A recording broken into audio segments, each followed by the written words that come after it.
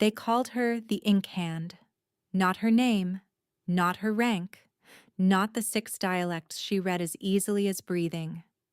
She was the girl who copied things down, the Omega who sat at the back of the Great Hall during the Stillwater Moon Conclave and kept her eyes on the page. She was useful in the way a candle is useful, and no one thought much about what happened when candles burned down. She was about to translate herself out of the only life she had ever been permitted to occupy, and a king was about to kneel in front of every lord who had ever called him untouchable. Stay close, because what happened in the 431st year of the Ashbourne Compact was buried for 30 years by men who understood exactly what the truth would cost them and not at all what it would make possible. In the 431st year of the Ashbourne Compact, on the night of the Stillwater moon, the Palace of Ashvale stood locked in the coldest winter in 2 decades. Ice had formed along the inner corridor windows, a thin gray rind that the servants scraped back each morning and found returned by midday. The courtyard stones rang like iron underfoot. The great hearths in the public halls burned through twice their usual wood, and even so the warmth stopped at shoulder height and left the rafters dark and freezing, so that anyone who looked up from the firelit spaces below saw only black stone and shadow, the cold sitting patient and impersonal above the light. It was the one night each year when the founding oath of the Ashbourne Compact was read aloud in the throne hall, before the assembled pack lords, the foreign delegates, and the High Council. It was ceremony. It had always been ceremony. The words, as far as anyone in that hall had known for 3 decades, described a war pact, a blood promise between the first Ashbourne king and his conquered mountain territories, binding them under a single sovereignty in exchange for protection. The binding held, or it had held. Though the foreign pacts had been testing the edges of the compact for several years, pressing at the border territories with incursions that stopped just short of provocation and then withdrew, the way water tests a dam before the dam gives. Lord Veth of the Coldwater Territories had come to this conclave with 3 of his own lords and a watchfulness that had nothing to do with courtesy. Leva had been given the task of recopying the oath text 4 days before the conclave. The old vellum was crumbling at the edges, the ink in the oldest sections fading from black to the color of dried leaves, and Steward Orrin, who managed the palace archive along with every other thing he managed, had instructed her to produce a clean copy for the ratification ceremony. She was 4 years into her position as the palace's head copyist and primary translator of old tongue documents, a title that sounded significant and paid in cold meals and a room the size of a linen cupboard off the East Corridor. She was Omega. She was 22. She was trusted with the most sensitive documents in the palace archive precisely because no one of consequence believed she had the standing to misuse what she read. It was a kind of invisibility that she had learned to maintain carefully, the way a careful craftsperson maintains a tool, because the alternative was being sent back to the capital registration rolls, which listed Omega rank unaffiliated women in descending order of usefulness, and she had seen what happened to women at the bottom of that list. Invisibility kept her in the archive kept her in the texts. The texts for 4 years had been enough. She had been given the original. Haven had warned her not to open it. Haven, who had run the archive for 30 years before Orrin had quietly narrowed her authority to cataloging and repair, and who had taken Leva in at 16 after her mother's pack was disbanded and her name was registered in the lowest tier of the capital rolls. Haven had a look she used when something was dangerous, a quality of stillness that was less patience than held breath. She used it when she set the crumbling document on Leva's work table. "Copy the official translation," Haven said, "line for line, exactly as it stands." "The official copy is already in my hand," Leva said. "Why do I need the original?" "You don't," Haven said. "Orrin wants both in the archive before the conclave. Copy the translation. Don't read the original, just copy. Haven, however, had placed the original directly under Leva's lamp and walked away. And Haven had never once in 6 years told Leva precisely what not to look at without knowing that Leva would look. The original oath was written in a dialect Leva had spent 2 years learning from Haven's oldest grammar book. A thick volume Haven had set on Leva's side of the work table without comment, 7 months after her arrival, as though it were simply the next thing to know. The dialect was Fourth-era court script, a form of written speech that had been out of formal use for 200 years before the Compact's stated founding date. That was the first thing she noticed. The official record stated that the Ashbourne Compact had been drafted in the common tongue of the Third Era. The document before her was older, not by decades, by generations. Either the official record was wrong about when the document had been written, or the document had been written before the compact as the court understood it had existed, which meant the compact as the court understood it was not the original version of what it was. She kept reading. Her lamp was the only warm thing in the archive room. The word rendered in the official translation as realm appeared 7 times in the founding oath. In Fourth-era court script, that word was Keth Ora, which did not mean realm. It meant precisely the Omega-born of the old mountain line, bearer of the blood seal.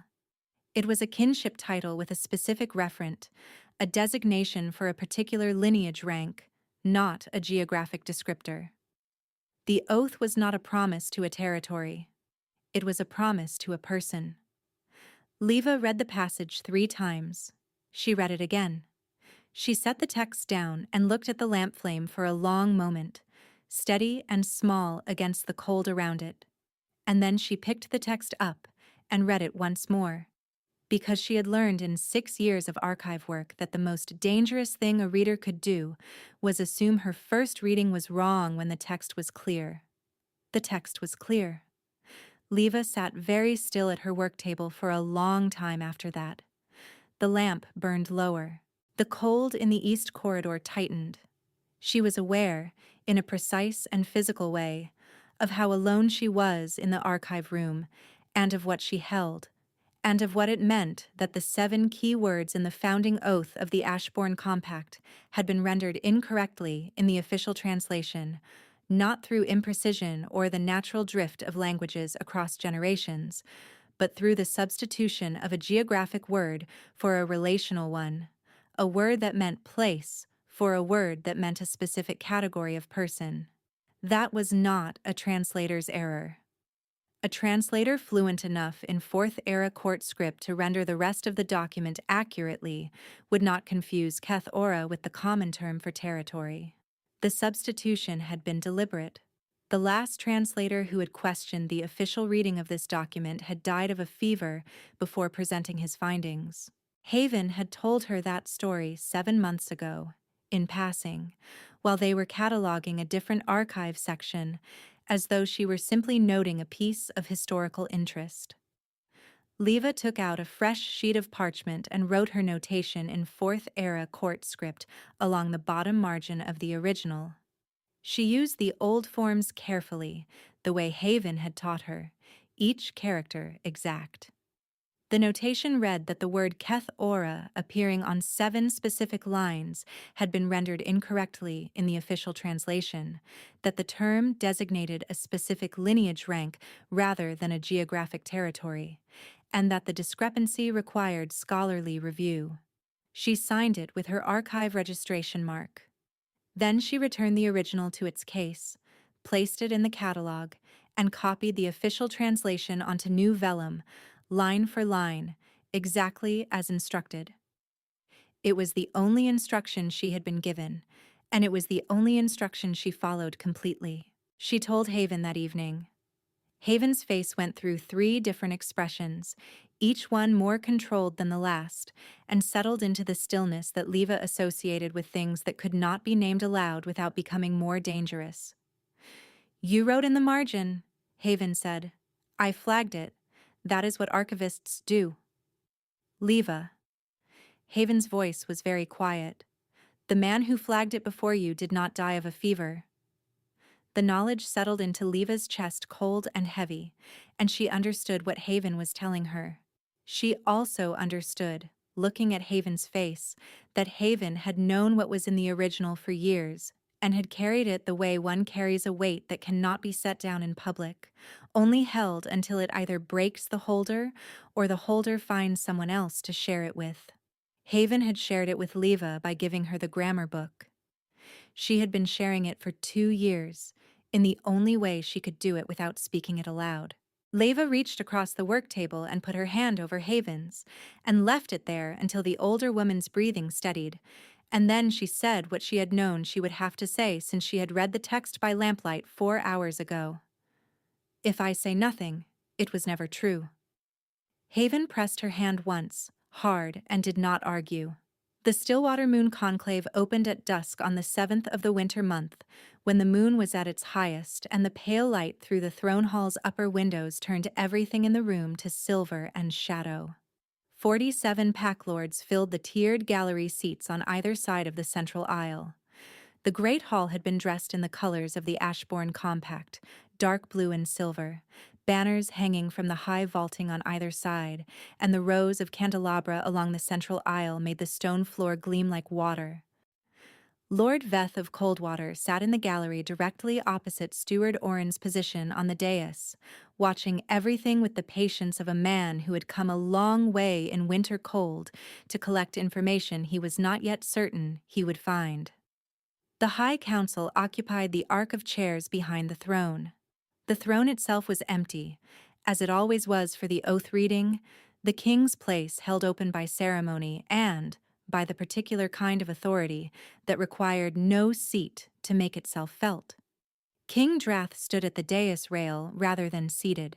He was broad in the shoulders and carried himself with a stillness that was less calm than compression, as though the full force of what he was had been temporarily arranged inside a human shape and was aware of every inch of that arrangement.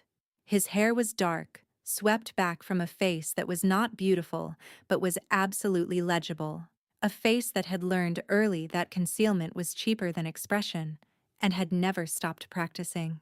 He had come to the throne at 17 after his father's sudden death, had governed through 2 succession challenges and 1 border war, and had carried himself through all of it with the same held quality that the court had long since stopped trying to read as one thing or another. He was simply the king. He was the most powerful wolf in the Ashbourne territories and half the surrounding ones.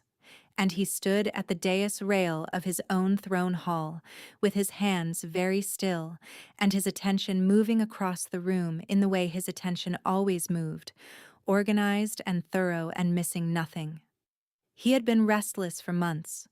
Cors had noticed it and had not asked, because there were questions one did not put to the king directly. The wolf in him had been turning toward something it could not locate, the way a compass needle turns toward iron through a wall, knowing the direction without knowing what waited in it. He had instructed Cors to change nothing. He had carried the restlessness through council meetings and border dispatches and the administrative weight of preparing for the conclave, and it had not resolved, and he had carried it. Leva sat at the scribe's table at the floor level, below the dais, beside 2 other palace clerks who were there to record the proceedings.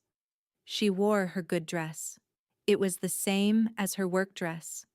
She had the original oath document under the table, tucked inside her coat, because she had decided in the archive room the night before what she was going to do, and she had not changed her mind since.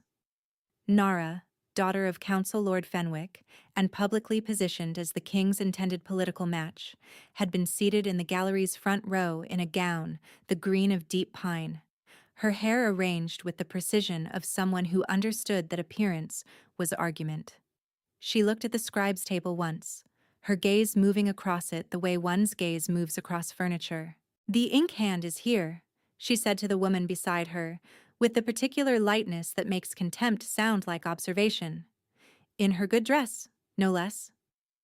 Leva did not look up. Her good dress and her work dress were the same dress, But she had known this was the kind of remark that did not require a response, and in 4 years she had learned to let such remarks land where they chose and dissipate. The reading of the oath began. A council reader took the official translation from its new vellum and recited it in the high formal register, each line delivered into the silence of the hall with the weight of 40 years of repetition.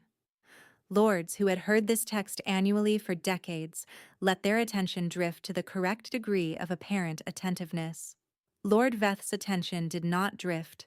He watched the reader with the same quiet calculation he had directed at Orin, and at the king, and at the room generally, and Leva noted him noting things and knew exactly what he was looking for, because she had read his most recent dispatch to the Crown in the archive 3 months ago. He was looking for whether the compact still had force, whether the obligation at its center was being honored or simply performed. Leva followed the recitation against the Fourth Era original she held on her lap, under the table edge. Her hands were steady. Her chest was not. When the reader reached the 7th line and spoke the word realm, where the original said Keth Ora, she kept her hands flat on her thighs and breathed. When he said it at line 12, she felt the word land in her body like something placed in the wrong position, a structural error disguised as a finish. By line 19, she understood she was not going to be able to listen to the rest of it without speaking, and she understood equally that speaking would end her employment at the palace, and possibly her archive registration, and possibly more than that. And she said the word anyway, quietly, in the old dialect, to the air in front of her. The man seated directly ahead of her turned his head. He was a senior pack lord from the eastern borders, and he had enough of the old tongue to know she had said something, if not what. He did not comment. He turned back. Leva said nothing more. Orin noticed. She saw him notice from across the hall, the particular quality of attention that swings toward a thing like a compass needle swings, without drama, with precision. He did not move or signal. He was too practiced for signals.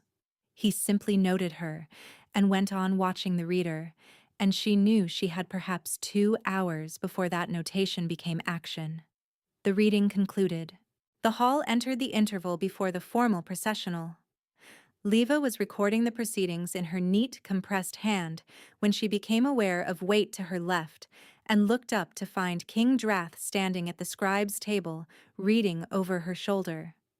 He had descended from the dais without ceremony or announcement, which had caused a ripple of surprised reorientation among the nearest pack lords, a small visible adjustment in the room as it reconfigured around his movement. He did not appear to notice or care. His hand came down on the table to her left, 1 inch from her fingers. She could see the old scar running across the back of it, a white seam from some earlier winter, and the heavy signet ring on his first finger, and the stillness of the hand itself, which was the same stillness as the rest of him, compression rather than calm. He was looking at her reference notation on the sheet beside her ink bottle, the separate working copy she had kept. His eyes moved across the Fourth Era characters slowly, and she watched him reading and did not move. "You read this dialect," he said. Not a question. "It is my function, my lord," she said. He was quiet for a moment. He looked at the characters again and then at her face, briefly, the way one looks at something to calibrate it, and then he straightened. His hand left the table. The warmth of his proximity went with it, and the absence was more specific than the cold of the room, as though something had moved and left an outline. She stared at the surface where his hand had rested. The wood was cold. An hour after the interval, a palace guard appeared at the scribe's table with a message from Steward Orin.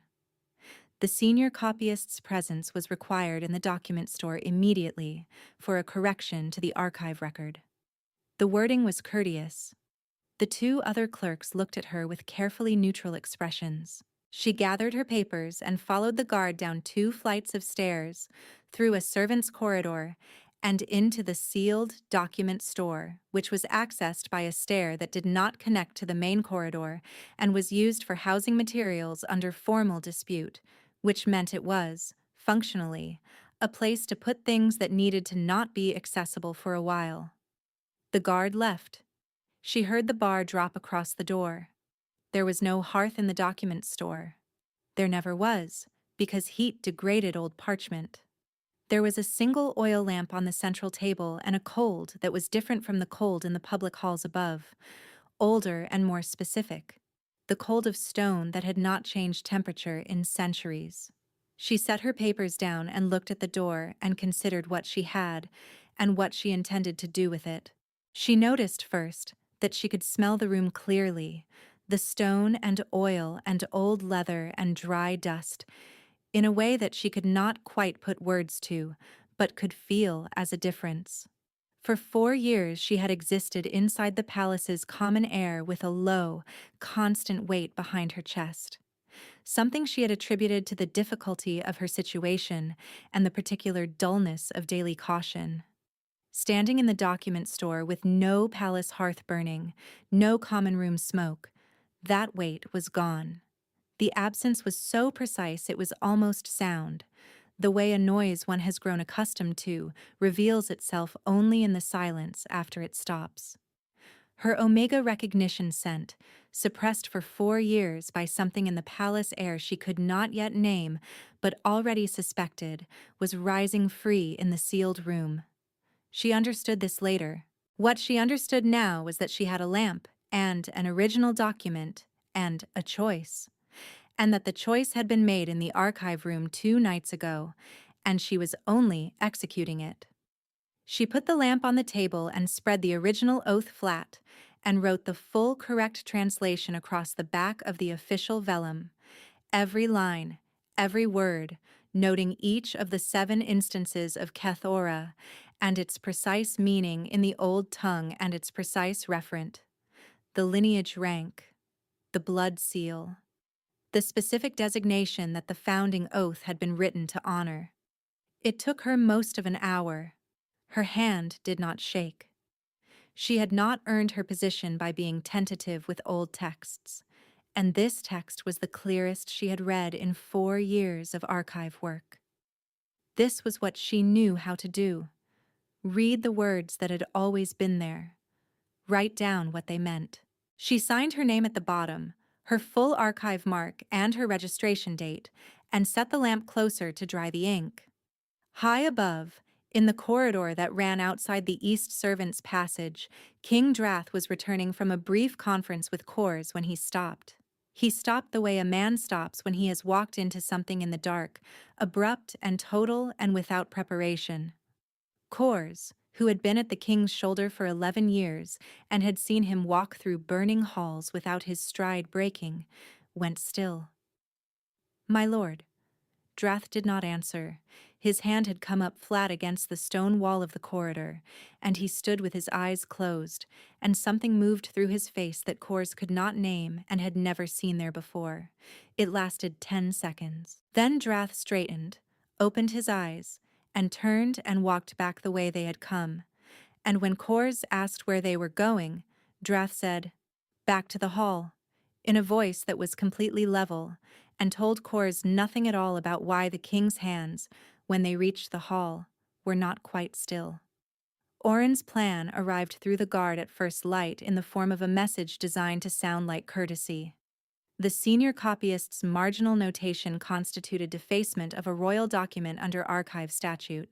She could sign a formal recantation, classifying the notation as a scribal error made in ignorance of the Fourth Era forms, and her archive employment would be considered settled with no further review. If she declined, the matter would be referred to the Pack Council under the provision governing interference with Crown records, and her archive registration would be revoked permanently. No archive in the capital would accept an Omega with a sedition mark. The guard who delivered the message had the expression of a man who had learned not to have opinions about the messages he carried. "Tell the steward," Leva said, "that I will require until morning to consider." She had already considered. The document was dry.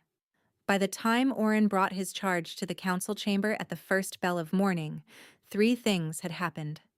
Haven had been summoned by 2 guards and told that her archive position would be reviewed, pending the resolution of the copyist matter, which was the one piece of news that came close to breaking Leva's steadiness when the guard relayed it to her.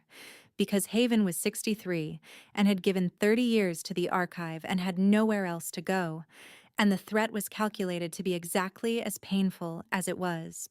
Lord Veth had sent a written inquiry to the throne, requesting clarification of whether the Ashbourne Compact's oath obligation was understood by the Ashbourne court to be active or to have been formally fulfilled at some prior point, and the council secretary's failure to produce a coherent answer within the hour had moved Veth's watchful skepticism into something more formal and documented. And Elder Baste, who was 78 and had not attended a council session in 8 months because his health had made it difficult, had been carried into the chamber in a carrying chair by 2 servants, because he had been told what was happening and had decided there was something he needed to say before he was no longer in a position to say it. The ratification chamber was not the throne hall. It was smaller and older, the room in which the first Ashbourne king had spoken the founding oath the night of the compact's original seal. The stone floor still bearing the rite marks of that night, worn nearly smooth now but still present if one knew where to look. It held perhaps 100 people at capacity. It held them now, the council members arranged in their arc, the pack lords standing in the surrounding space, Orin at the front with his prepared charge. Lord Veth and his 3 lords stood at the eastern wall, where they could see everything. Elder Baste sat in his chair near the door. Haven stood between the 2 guards who had been told to keep her there. King Drath stood at the far end of the room beneath the rite marks, and he had not yet spoken, and the room had been organizing itself around that silence for several minutes. Nara said clearly to the lord beside her, "An Omega with a grudge is still just an Omega." At the precise moment the door opened. Leva walked into the ratification chamber carrying the original oath document in both hands. She had learned in 6 years of archive work that the most powerful thing a text could do was be read correctly, in the room where it mattered, by someone who understood what it said and was willing to say it aloud in front of the people it would cost them to say it in front of. She had been the palace's most useful anonymous tool for 4 years, precisely because she could do this, and no one had thought to ask what she might eventually use the skill for. She walked to the center of the room, and the guard nearest the door moved toward her, and she said, "I am reading a royal document into the official record," which was what archivists said when they read documents into the official record, and it stopped the guard because there was no statute it violated. And then she read. She read the passage in the original 4th-era dialect first, each word placed in the silence of the room with the care she gave to every old text she read, not performance, but precision. And then she read it in the current tongue, and then she said what the word Keth Ora meant. She named the lineage rank. She named its referent. She named what the Ashbourne Compact had actually promised, and to whom it had promised it, and how long the promise had been in the air of this court being spoken in words that said something other than what they meant.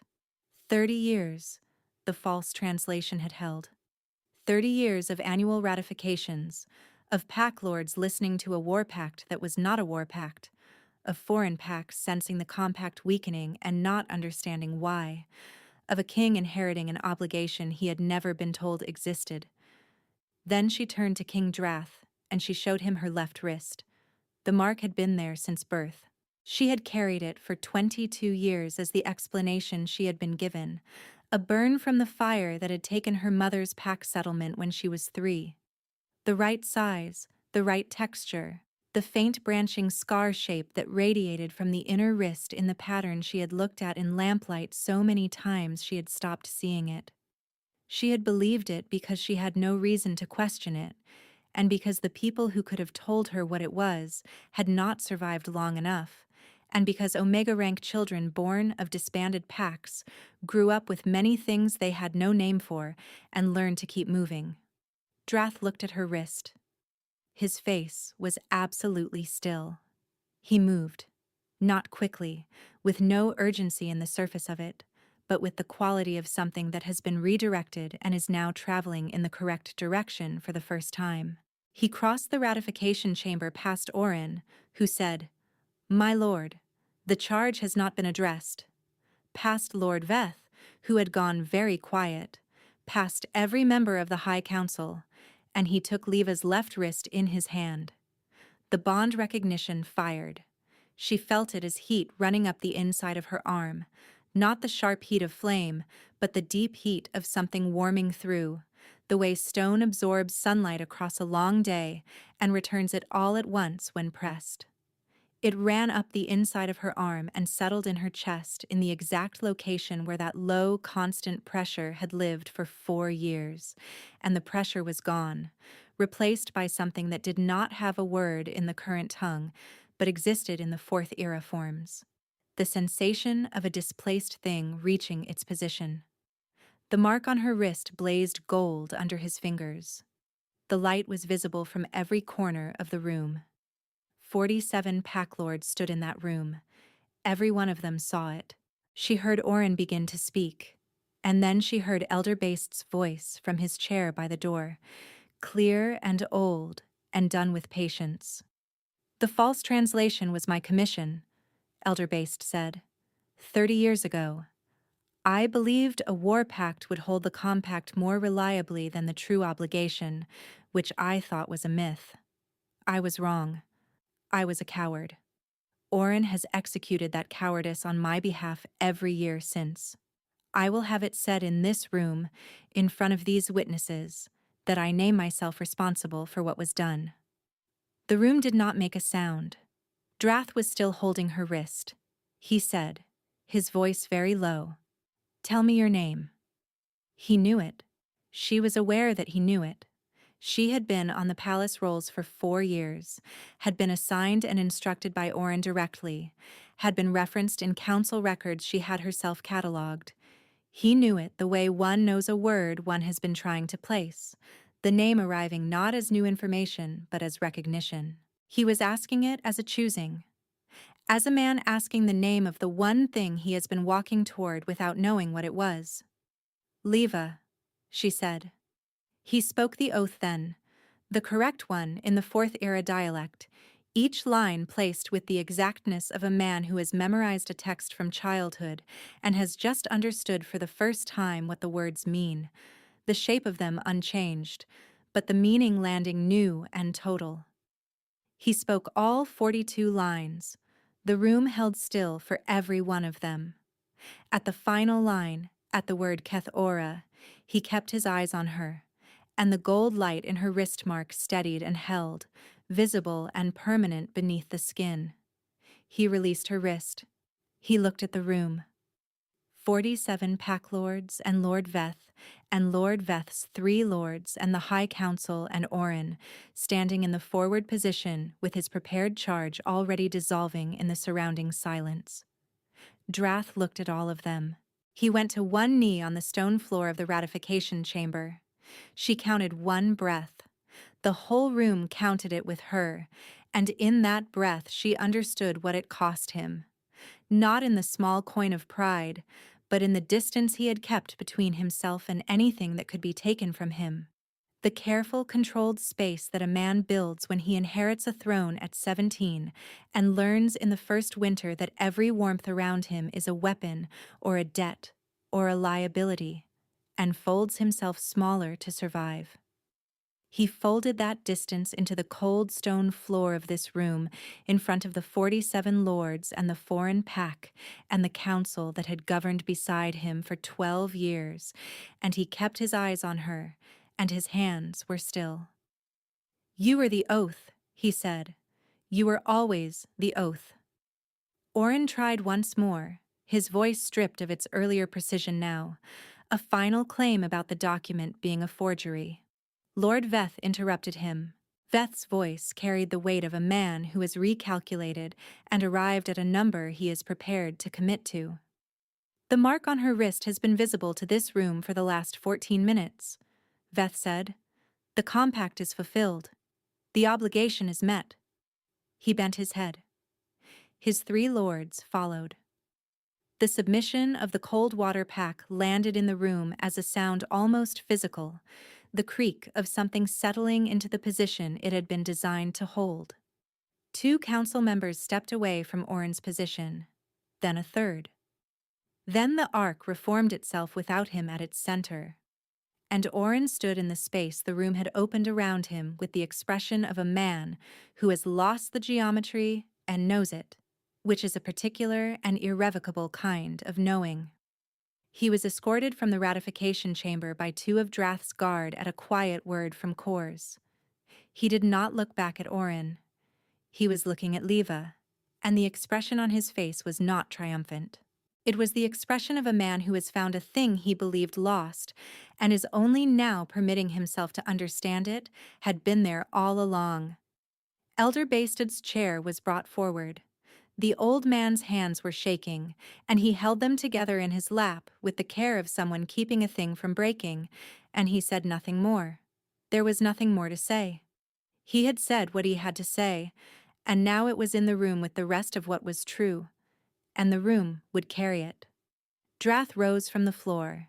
He named Leva in the old formal proclamation, the one reserved for the naming of the compact holder, as his bound queen and the fulfillment of the Ashbourne oath before the full assembly of 47 pack lords and the Coldwater delegation. His voice did not rise. It carried because the room was absolutely silent. Lord Veth formally recorded his pack's oath of submission to the compact in its true form, and his lords echoed it in turn, and the compact's binding, which had been weakening at the borders for a generation, settled into place like a seam closing over something that had been open too long. The room felt the difference. Everyone in it felt it. The particular quality of a thing that has been out of balance and is now, finally, level. Kors moved alongside Drath afterward, in the corridor outside the ratification chamber, when the assembly was dispersing and the formal records were being prepared, and the silence of a changed room was spreading through the palace like water through stone. "The document store," Kors said. "3 nights ago." "Yes," Drath said. "You knew then." "I knew something was there," Drath said. "I know what it is now." Kors said nothing further. He had been doing this work for 11 years, and he understood when the king had said what he was going to say. Haven was in the archive corridor when Leva came up the stairs. The guards were gone. The formal rescission of the threat to Haven's position had been recorded by the council secretary within the hour, efficiently and without comment, in the way that officials record things they want no further association with. Haven stood with her hands folded and her face arranged in the expression she used when she was managing something large by holding herself very still. She looked at Leva for a long moment. "You read it," Haven said. "You left it under my lamp," Leva said. Haven's breath came out long and slow, and she reached forward and took Leva's right hand in both of hers and held it once, with the firmness of something that has been held in too long, and then let go. Then she turned and went back into the archive, because the archive was still there, and there were documents in it that still needed cataloging, and Haven had always known what the work in front of her was. Leva watched her go. Then she followed, because the original oath document needed to be returned to its case properly, catalogued and closed, with its record updated to reflect the notation she had made and the reading she had given and the ratification that had followed. She laid it flat on the work table. She smoothed the crumbling vellum edges with 2 fingers. She read it once more, all 42 lines, in the 4th-era dialect she had spent 2 years learning in this room, from a grammar book Haven had placed in front of her without explanation, as though it were simply the next thing. She closed the case. She set the lamp aside. Outside the archive window, the winter had not broken. The ice was still on the glass, and the cold was still patient above the shoulder-height warmth in the public halls, and the courtyard stones still rang underfoot.